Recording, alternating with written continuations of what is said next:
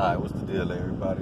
Just want to holler at y'all real quick about a few things. Mainly, lately everybody's been talking about building wealth in the black community so that we can, get some sort of independence and power, which is really the solution that we all should be seeking. But like I said, everyone talks about building black wealth, but we don't really tell everyone how to do that, on an individual basis. Because we can talk about, the community as a whole getting wealth and money and power, but, the community, you have to understand the community is based upon a group of individuals, right? It's me, it's you, everyone listening to me right now. If you're part of if you're black, you're part of the black community. The community is made up of all of us as individuals. So the first step in, of course, to building wealth in the black community would be to build wealth as an individual. And like I said, I don't think there's enough information out there as far as what you yourself can do to build wealth for yourself, right? Because most people think that wealth and how much money you make, your income, your salary, are the same thing. But that's not true. Income, salary, how much you make on a monthly, bi-weekly, weekly basis, daily basis, hourly basis, that is totally different from your level of wealth. So to build, wealth, I'm going to give y'all a few steps as far as what I think are the keys to building wealth. And this is worked out pretty well for myself. I'm not going to sit up here and act like, I'm a millionaire or I'm just, balling. But, I came up, didn't really have much like, a lot of other people. And I was able to turn nothing into a little something, I can't complain. But hopefully I think these 5 steps I'm going to give you, I hope that they will at least help you out the same way they've helped me out. Now, step 1 is you have to know how much money you make on a monthly basis or however much, but let's just say monthly basis. You need to know how much money you make.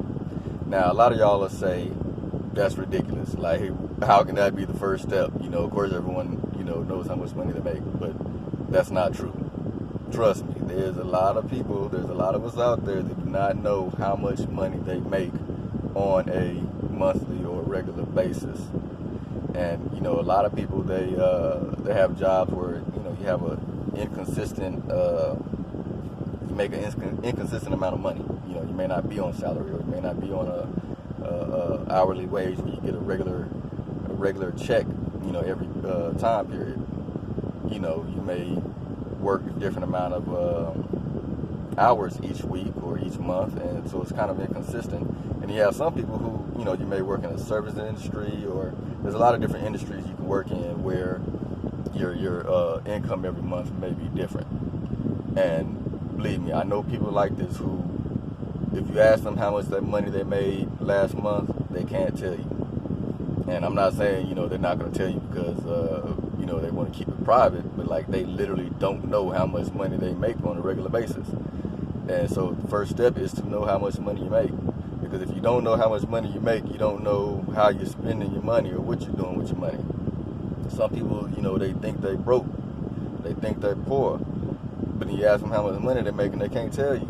So how can you tell somebody that you're broke or you're poor, or you're telling yourself you're broke or you're poor, but you don't have any idea of what money you're bringing in? So if you fall in that, that category of having, inconsistent income, or maybe it is consistent but you don't really pay that much attention to it, that is step 1, knowing how much money you make on a monthly basis. Alright, now on to step 2, you have to know what your expenses are. You have to track all of your expenses. And what I mean by expenses, you got to track everything that you spend your money on a, let's say, a monthly basis. And I'm talking about stuff that you buy regularly. Like, I'm talking about, your rent or your mortgage, whatever your living situation is, your housing, however much you spend on housing a month.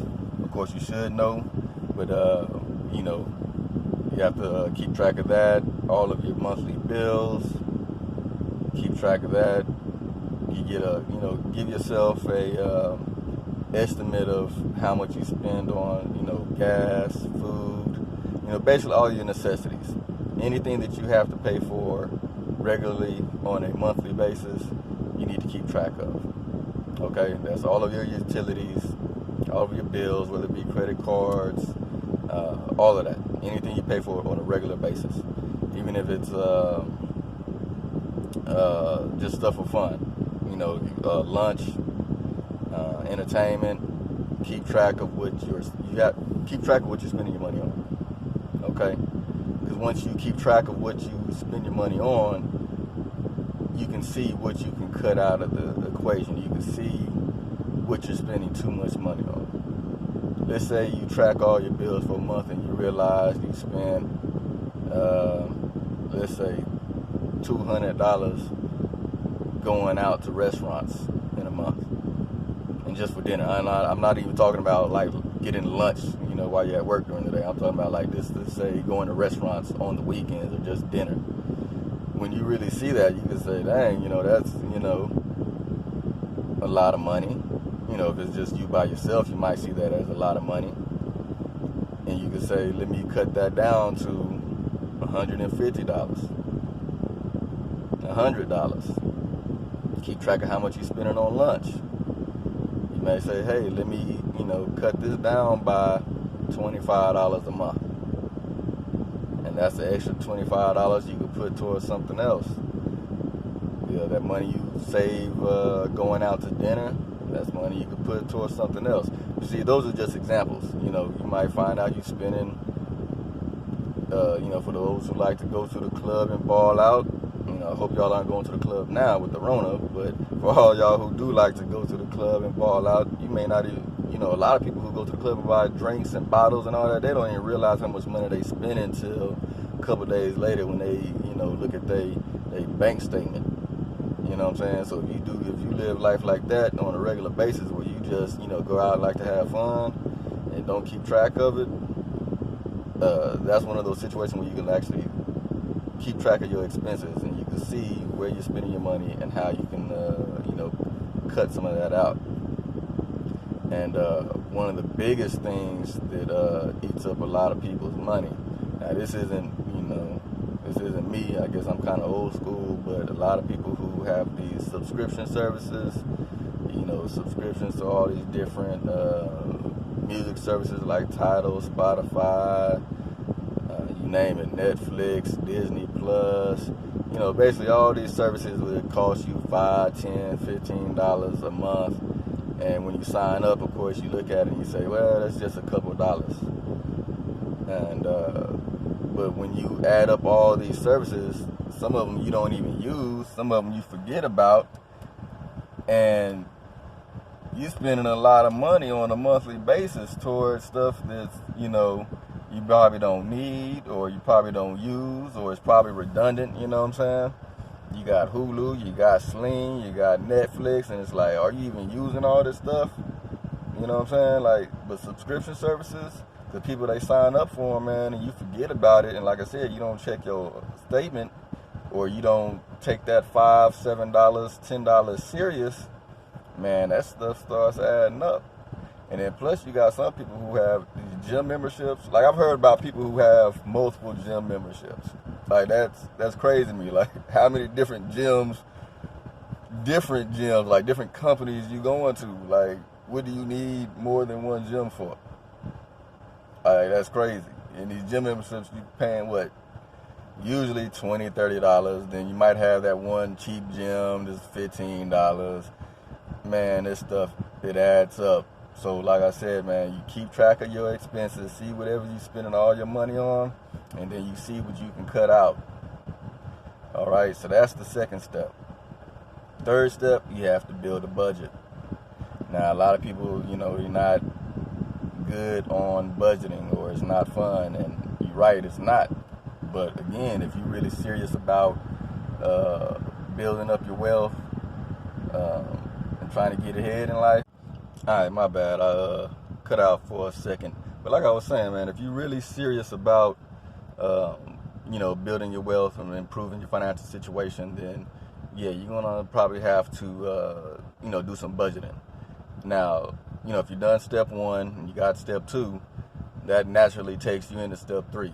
With the budget, what the budget basically is, it shows documentation of all of your income, and then it has documentation of all of your expenses, and you kind of, keep track of everything, and you kind of stick to certain goals, or stick to spending a certain amount of money in different areas.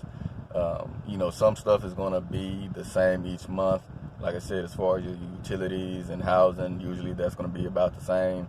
Of course, your utilities can vary throughout the year. You're going to spend more money on electricity and water, usually in the summer than in the winter. Well, at least if you living down south like I am, you're going to spend a lot more money on your electricity if you got AC and all that, and your water bill. But basically, your utilities will kind of fluctuate. Some of them will fluctuate throughout the year. So you kind of want to get a estimate, kind of what in the middle, the middle ground of what you're paying every single month as far as your utilities and your bills. And then, you want to give yourself a little leeway, because, sometimes different things come up with your utilities, man, where you might have to pay a whole lot extra one month for some particular reason, or maybe you got some sort of annual fee related to one of your utilities or one of your bills. There's a lot of different things like that come up in life, So you want to give yourself a little leeway in those areas. But your utilities and your housing, other bills like that, credit card note, all that, those are kind of set on a monthly basis, or something that you have to pay every month is those bills. So you want to keep track of that and pay those first, and then when you have all your bills out the way, then you know what you could look at towards other stuff like food. Well, I'm not going to say food isn't a necessity, but food in regards to going out to restaurants or just kind of splurging on stuff. Sometimes you got to cut corners. If you want to get ahead, that's one thing, when it comes to having a budget, and if you're really serious about building wealth, yeah, you're going to have to cut corners in some areas, unless you just making a lot of money every month. The more money you make in a month, yeah, you may not have to cut as many corners as someone who has a lower income. But, the lower your income is, probably the stricter you're going to be, or stricter you need to be to building your wealth. And as far as keeping track of your budget, one, do your research on what a budget is. I'm not going to spend a whole lot of time on explaining to y'all in depth even further what a budget is. But if you still need, a little more information about a budget, then Google that. Of course, nowadays you can find everything on Google. So just do your research on what a budget is if you need any more information. But to help keep track of a budget, or to formulate your budget, download an app. We got apps for everything these days. And so one thing I use an app that's called, I think it's called Expense Manager. And of course, they got all kinds of different type of apps, So just check, see what's out there, man, see what works for you. But basically the whole idea is, every time you spend some money, you enter into the app, what you spent, and you can create different categories to say what you spent it on. So if you went to the store and, just bought some drink or something, you might track that and put it into maybe like a miscellaneous category or something like that. Of course, bills and all that, you can create categories for your bills. Just create different categories for everything, and you can really see where the money's going to. And you definitely have to look at the money you're spending on things that aren't necessary. Because when you see, how much money you're spending on things that aren't necessary, again, like I mentioned earlier, that's when you know where you can cut some of these things out, or spend less money. Let's say, if you like to drink, occasionally on the weekends, or however often you drink, instead of getting that top shelf liquor, get something that's a little less expensive. You know, you might get a bottle of Ciroc for $35 or however much Ciroc costs, because I don't spend money like that on liquor.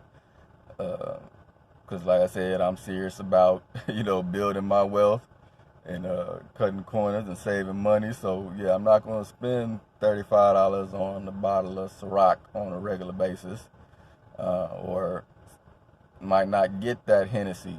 You know what I'm saying? You might have to find another brand that costs you maybe $10 less. And trust me, there's a lot of liquor when it comes to things like liquor and, you know, clothes. Well, not clothes, but liquor and other things like that, man. A lot of times you're just paying for the name. You can find other brands that taste just as good, or products that are comparable for a lot less money. You know what I'm saying? So that's one way to save, is to, or to cut corners on money, is to, whatever you do buy, whatever your interest is, look for something that's comparable. And so, you know, like I said, you're looking for stuff that you can save money on, and you just have to really stick to the budget, because that's the hardest thing about the budget, is sticking to it. And it's not easy, you know, because things, when you come up with, you know, a lot of these numbers that you put into your budget, like I said, it varies from month to month, and it can fluctuate. And sometimes, you know, life happens, man. Different expenses come up. So, you know, don't beat yourself up if you can't stick to it 100%. And, you know, sometimes you may have to make some adjustments on your budget, because basically you kind of, to give a little more insight into a budget, you know, you may tell yourself that I'm only going to spend certain X amount of money on lunch every month, you know, and that number can somewhat fluctuate, you know, or you can try to find ways to save money by making your lunch maybe once or twice a week.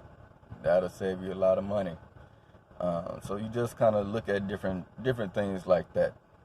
So that's step 3, like I said, a budget, and sticking to the budget. Don't be afraid to make adjustments to the budget. It may take you a couple of months to really get it down and get a routine, but just stick with it, man. And so on to step 4, saving money. And that's part of your budget, is saving money. But I wanted to make a whole nother category, a whole nother step for saving money, because that's a big problem that, you know, people have, and, you know, especially in the black community, is, you know, once we get some money, we just want to, you know, spend it. You know, we don't think about the future, whether it be 6 months from now, a year from now, 5 years from now. We just think about what you want today, and sooner that check comes in, you know, you go ahead and start spending it. But in your budget, you want to set some money aside to save. Now, of course, it's easier for people who have a higher income to save money, and you know, it's easier said than done. But whatever your income level is, man, just, even if it's $5, $10, you know, put that money away. And if you're really bad at saving money, you might have to start small like that if you really lack that discipline. And that's another reason why I made a whole nother separate step for saving, because it takes a lot of discipline to save money, especially if you want to do a certain amount each month, because, you know, you may have an event come up or whatever, and this one particular month you want to be like, man, I don't. All right, and so once you get past those 4 steps, you know, knowing how much money you make and tracking it, tracking all of your expenses on a monthly basis, once you've created your budget, once you've come up with a set amount of money to save each month, and you've you know, reviewed everything you're spending, and you found ways to cut out some expenses to save more money, final step that I recommend is checking your credit score. And you know, a lot of people, we don't know a lot about credit. You know, we know we can get credit cards and have money given to us, and we know, you know, that's kind of like the basis of what we know about credit.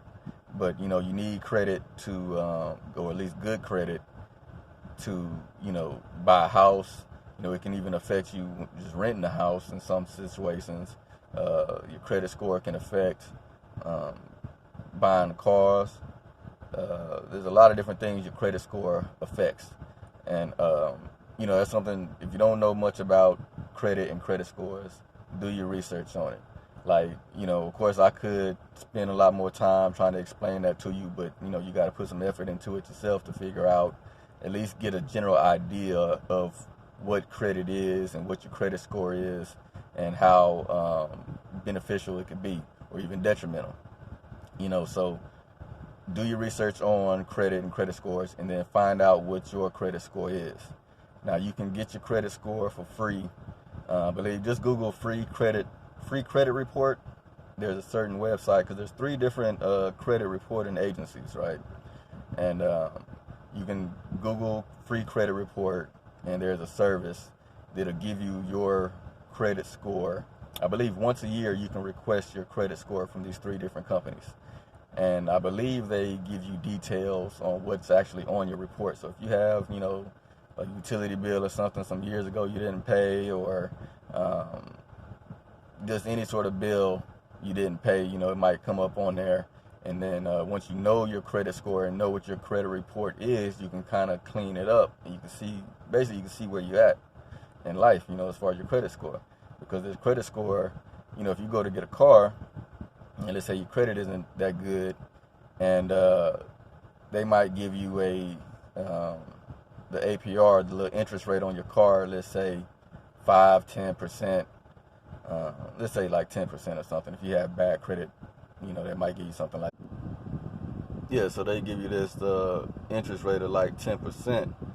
Man, that, having a better credit score can take you from 10% down to, let's say, 5% interest, and man, that'll save you thousands of dollars over the whole payment of that car. And it's the same way with when you're buying a house, man. You get that lower interest rate from having a better credit score. It'll save you a whole lot of money over time. So yeah, check out your credit score. You can also go to Credit Karma, man. Credit Karma seems pretty good. That'll, give you your credit score, and it'll let you know what's on your credit history, so you can kind of get some of that cleaned up. I mean, as far as all these credit repair services that they have out there these days, man, I honestly don't know much about it, so, you'd have to do your research on them. But, it's definitely worth looking into to see if they can fix your credit, because, man, if they can help you fix your credit, of course, it'll be up to you to keep your credit good, because it don't make no sense to fix your credit score and then still go out there and, make some of the poor financial mistakes you've made in the past, and then, you ruin your credit again. So, check out the, that's just a little free game I wanted to give y'all, man, about how you can start building wealth for yourself. Like I said, step 1 is knowing how much money you make. Step 2, tracking your expenses. Step 3, creating a budget and working towards sticking to that. Step 4, saving money. Step 5, knowing about your credit and your credit score. And so, if you like this video, man, just hit that like button, subscribe to my channel. Hopefully in the future I'll do a little more in depth about building wealth and other topics as well. And definitely hit that share button, man. Send this out to as many people as you know. Like I said, I think it's some good information that you don't often find out here, at least not for free. But I just wanted to give y'all some free game, and help y'all out. So, yeah, until next time, peace.